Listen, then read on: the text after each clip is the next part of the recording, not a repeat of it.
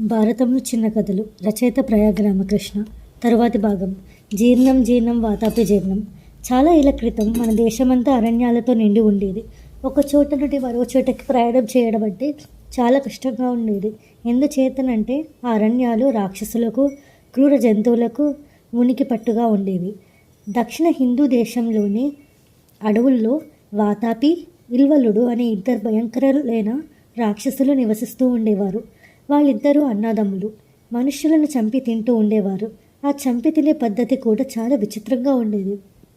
ఇల్వలుడు బ్రాహ్మణ రూపం ధరించి ఆ అడవి వెంబడి వెళ్ళే ప్రయాణికులని తన ఇంటికి వచ్చి ఆతిథ్యం స్వీకరించమని వినయంగా అడిగేవాడు.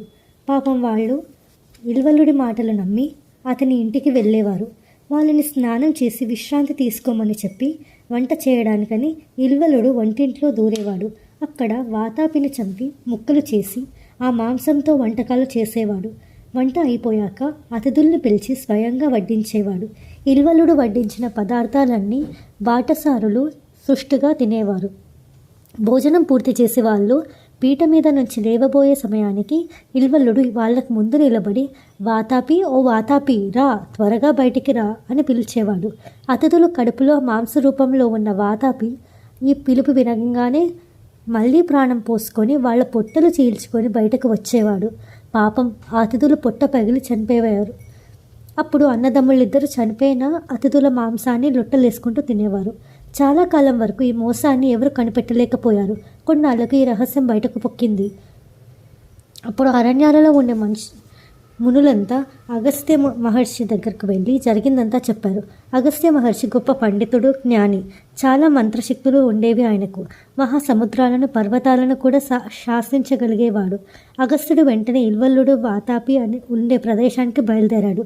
మహర్షిని చూడంగానే ఇల్వలుడు యథాప్రకారం బ్రాహ్మణ రూపంలో వెళ్ళి ఆ రోజుకు తన అతిథిగా ఉండమని కోరాడు. అగస్త్యుడు వెంటనే అంగీకరించాడు.